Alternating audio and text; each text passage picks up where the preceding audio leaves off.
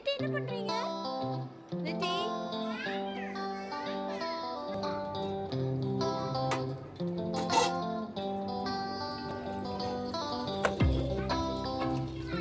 லிட்டி என்ன பண்ற? அழுறியா?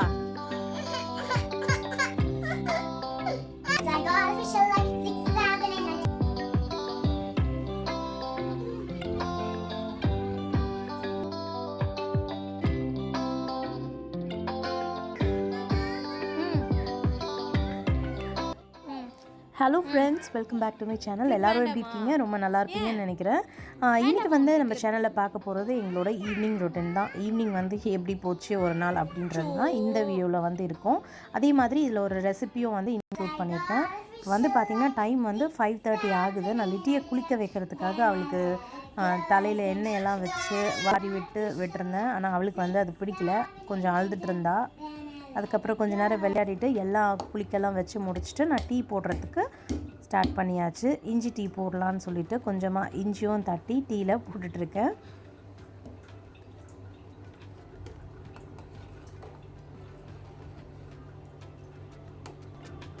டீ போட்டு முடிக்கிறதுக்குள்ளே இவ்வளோ வந்து வந்தாச்சு. இனி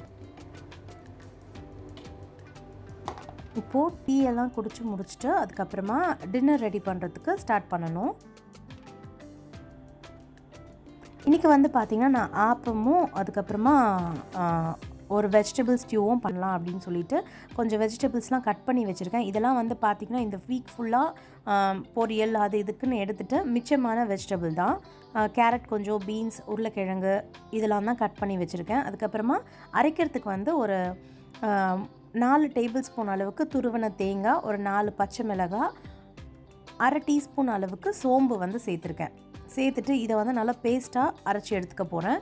கூடவே வந்து பார்த்திங்கன்னா கொஞ்சம் காலிஃப்ளவரும் இருந்துச்சு. அதையும் வந்து இந்த மாதிரி சுடு தண்ணியில் போட்டு வாஷ் பண்ணிவிட்டு கொஞ்சம் நேரம் ஊற வச்சு அதுக்கப்புறமா சாதாரணமாக இப்போ நார்மல் வாட்டரில் போட்டு வச்சுருக்கேன். இப்போ வந்து முதல்ல அரைக்க வேண்டியதாக அரைச்சி எடுத்துக்க போகிறேன்.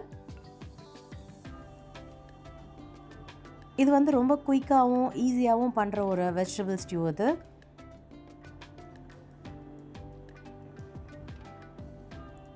இது நல்லா இந்த மாதிரி பேஸ்ட்டாக அரைச்சி எடுத்து வச்சுட்டு அதுக்கப்புறமா கடாயில் வந்து பார்த்திங்கன்னா ஒரு 2 டேபிள் ஸ்பூன் அளவுக்கு எண்ணெய் சேர்த்துருக்கேன்.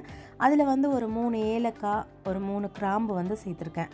கூடவே கட் பண்ணி வச்சுருக்க ஒரு வெங்காயம், ஒரு 2 பச்சை மிளகாய் வந்து இந்த மாதிரி கட் பண்ணி சேர்த்துருக்கேன். நம்ம அரைக்கிறதுக்கும் பச்சை மிளகாய் எடுத்துருக்கோம். இது வந்து ஒரு வாசனை கொடுக்கும் வதக்கிறப்போ, அதுக்காக ஒரு 2 பச்சை மிளகாய்.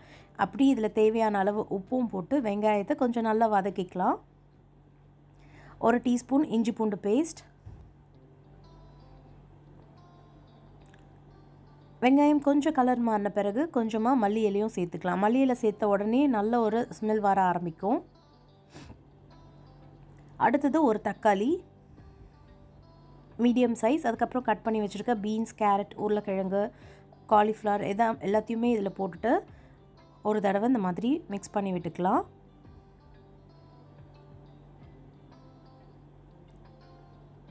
அப்புறமா இது ஒரு 2 நிமிஷத்துக்கு லோ ஃப்ளேமில் க்ளோஸ் பண்ணி வச்சிடலாம்.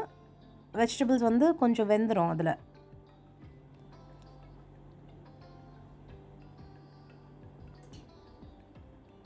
இப்போது இதில் நம்ம அரைச்சி வச்சுருக்க தேங்காய் பேஸ்ட்டை வந்து சேர்த்துக்கலாம். சேர்த்துட்டு ஒரு நிமிஷத்துக்கு இதை நல்லா இந்த மாதிரி வதக்கி விடணும்.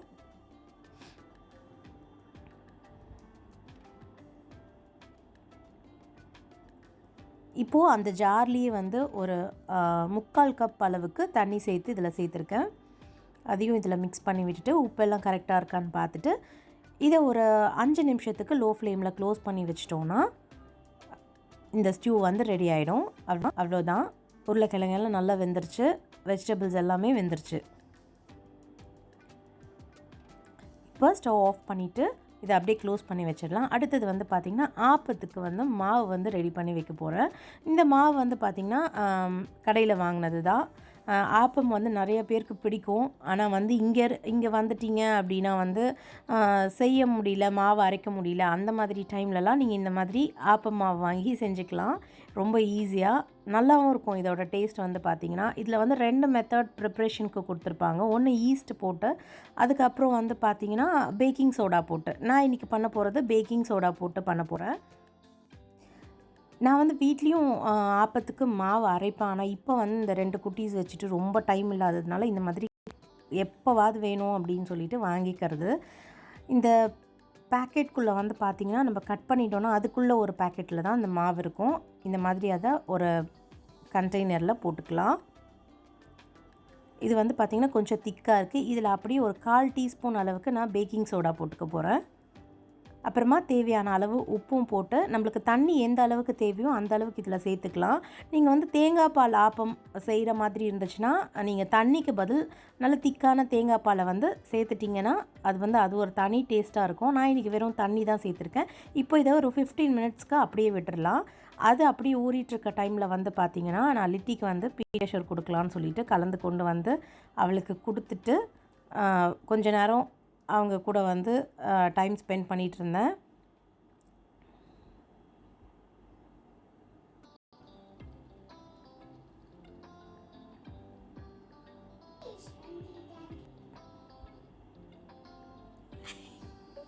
பீடியாஷூர் குடிச்சியா? பீடியாஷூர் குடிச்சியா?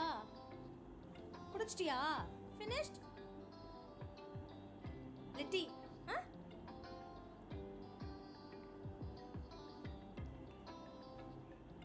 பீடியாஷூர் ஃபினிஷ்டா? இப்போ வந்து பார்த்திங்கன்னா மாவு வந்து நல்லாவே ஊறியிருக்கும். அந்த 20 மினிட்ஸ் கிட்டே ஆயிடுச்சு. 15 மினிட்ஸ் தான் சொல்லிட்டு போனேன், ஆனால் 20 மினிட்ஸ் கிட்டே ஆயிடுச்சு. இப்போ நம்ம ஆப்பம் பண்ணுறதுக்கு ரெடி பண்ணிடலாம். முதல்ல வந்து நார்மலாக ஒரு ஆப்பம் வந்து நான் செஞ்சு எடுத்துக்க போகிறேன். அடுத்தது வந்து பார்த்திங்கன்னா ஃப்ளவர் ஷேப்பில் ஒரு ஆப்பமில் ஃப்ளவர் ஷேப் ஆப்பம் வந்து ஸ்வீட்டிக்கு பிடிக்கும். அதனால் அவளுக்கு அப்படி செய்யலாம். நிறைய பேர் வந்து அந்த மாதிரி செய்வீங்க. அப்படி செஞ்சதில்லை அப்படின்னா உங்கள் குட்டீஸ்க்கு வந்து அந்த மாதிரி செஞ்சு கொடுத்தீங்கன்னா அது ஃப்ளவர் ஆப்பம் அப்படின்னு சொல்லிட்டு சாப்பிட்ருவாங்க. நான் எப்படி பண்ணுறதுன்னு இப்போ இதில் காட்டுறேன்.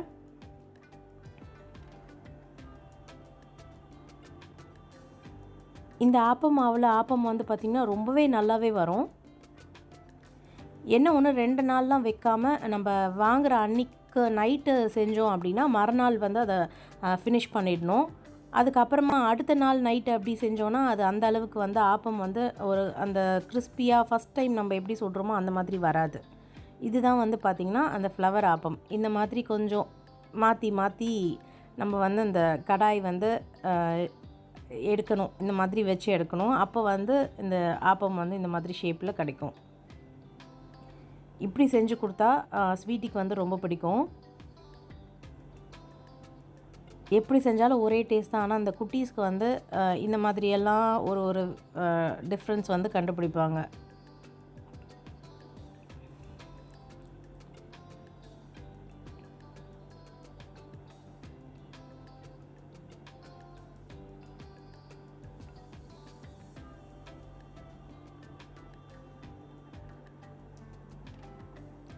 அவ்வளோதான். இப்போ பார்த்தீங்கன்னா டின்னர் வந்து ரெடி ஆயிடுச்சு. ஆப்பமும் வெஜிடபிள் ஸ்டியூவும்.